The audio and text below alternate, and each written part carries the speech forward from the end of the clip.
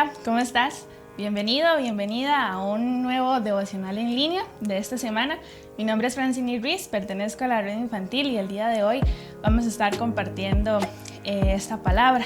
Le he puesto como nombre Aliméntate de su palabra. Vamos a empezar con un versículo inicial, Hebreos 4:12. Dice de la siguiente forma: la palabra de Dios es viva y poderosa. Es más cortante que una espada de dos filos, que penetra hasta lo más profundo de nuestro ser y examina nuestros más íntimos pensamientos y los deseos de nuestro corazón. Como persona que he crecido en un hogar cristiano, me he dado cuenta por mí misma y por mis propias experiencias lo importante que es la Biblia para todos nosotros. Mis padres, los líderes en la iglesia, los pastores, de todo lado hemos escuchado de que la Biblia es el manual de vida, pero realmente ser consciente y tener nuestras propias experiencias, o en mi caso, mis propias experiencias con la Biblia, no las he llegado a tener hasta hace muy poquito, cuando uno puede ser más consciente y puede meditar por sí solo, puede profundizar en la palabra, puede buscar recursos y que la palabra empiece a transformar nuestras vidas. Entonces, cuando hemos escuchado que la Biblia es ese manual de vida para nosotros, realmente lo es, y no solamente nos va a decir cómo vivir, sino como creyentes, cómo vivir honrando a Dios en todas las cosas que nosotros hacemos. Cuando nosotros leemos la palabra de Dios, tenemos que creer, como dice Hebreos, que la palabra está viva y que es poderosa, que la palabra puede transformar tu vida, que la palabra muestra la verdad de Dios a tus ojos, que la palabra te alimenta con suficiencia.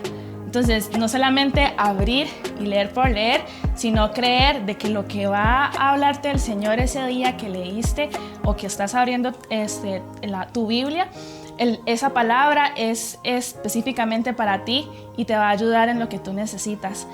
Personalmente tengo dos ejemplos de versículos bíblicos que realmente cada vez que los recuerdo me traen esa verdad que te digo que salta a nuestros ojos y a nuestra vida cuando leemos la palabra. El primero es el Salmo 119:9 y dice: ¿cómo puede mantenerse íntegro el joven? Y la respuesta: viviendo conforme a su palabra. Yo como persona y por la edad que tengo, quizás muchas veces me he topado pensando o preguntándome cómo seguir el ejemplo de mis líderes, cómo ser como mis pastores o cómo llegar a tener ese desarrollo espiritual que ellos tienen, o cómo vivir yo agradando al Señor.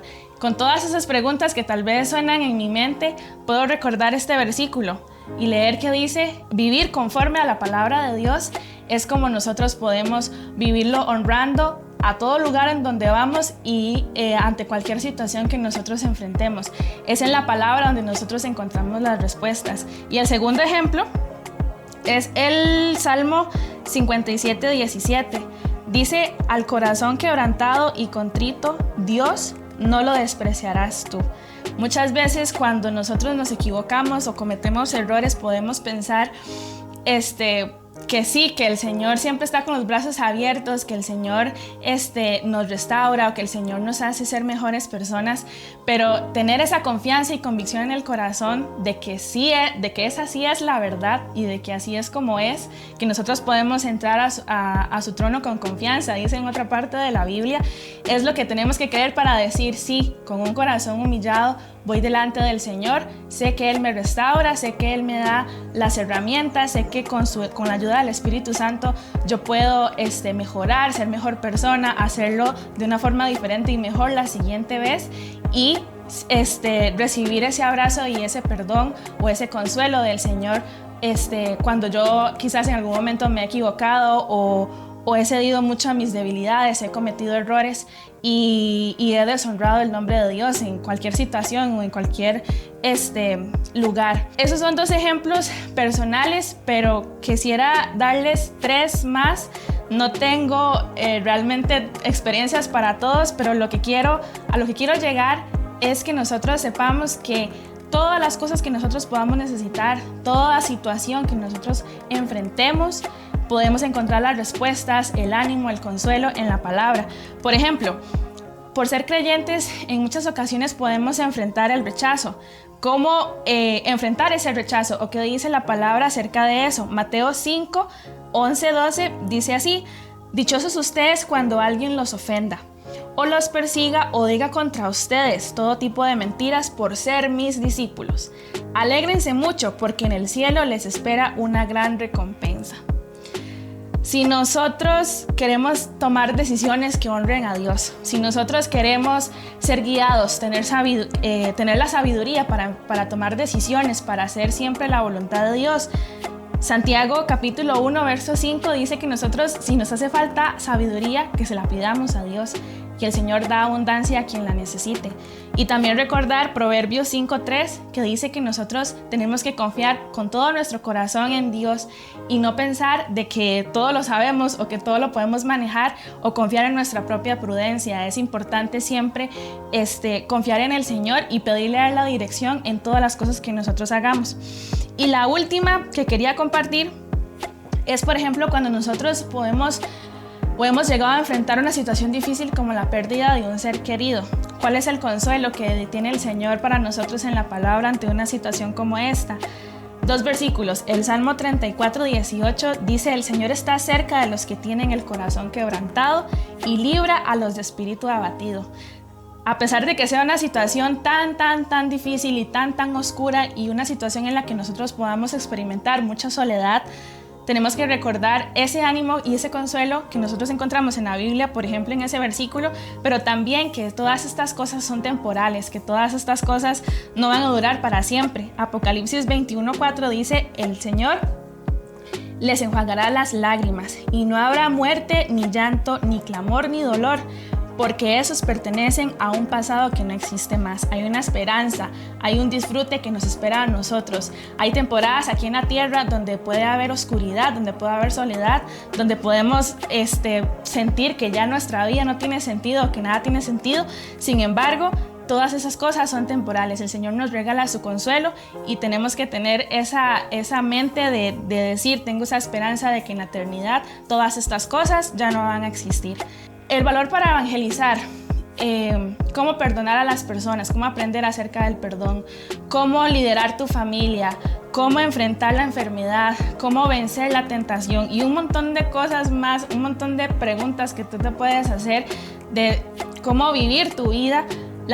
Puedes encontrar esas respuestas en la palabra de Dios. Cómo cuando estás cansado, cuando te sientes solo, cuando sientes temor o angustia, la idea es que encuentres las respuestas en la Biblia, que no vayas a otro lugar, que en la Biblia tú encuentres ese alimento y eso que te hace falta para recobrar energías, para tener ánimos, como dije al inicio del título, para alimentarse y tener esa saciedad que nos da la palabra de Dios. El último versículo que quería leer, relacionado a lo que hace la palabra en nosotros y a lo que significa la palabra, dice el Salmo 19, 7 y 8. La ley del Señor es perfecta, que restaura el alma. El testimonio del Señor es seguro, que hace sabio al sencillo. ¿Ven? La Biblia nos da sabiduría. Los preceptos del Señor son rectos, que alegran el corazón. El mandamiento del Señor es puro, que alumbra los ojos.